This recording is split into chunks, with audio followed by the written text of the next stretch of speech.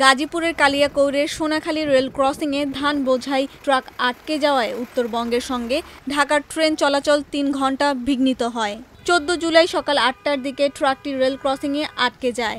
বিষয়টি নিশ্চিত করেছেন জয়দেবপুর রেল স্টেশনের স্টেশন মাস্টার আব্দুল খায়ের চৌধুরী। ধান বোঝাইয়ের ট্রাকটি গর্তে আটকে গেলে স্থানীয়দের সহায়তায় চেষ্টা করলেও ট্রাকটি সরাতে পারেনি চালক। এরপর থেকেই ঢাকার সঙ্গে উত্তরবঙ্গের ট্রেন চলাচল বন্ধ থাকে।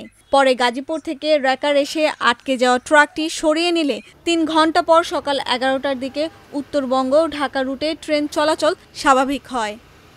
৮টা ১৮-র দিকে খোঁজ পেয়েছি যে আমাদের লেভেল ক্রসিং এ ই-১৮-তে একটি লোড লোড লোড ট্রাক আটকা পড়ছে। এখন পর্যন্ত এটা সরানো যায় নাই। ছোট রেকার এটা কাজ করছে না, যেহেতু এটা সরানোর জন্য গাজীপুর থেকে আরো বড় রেকার আসছে, এটা এখন কাজ চলমান।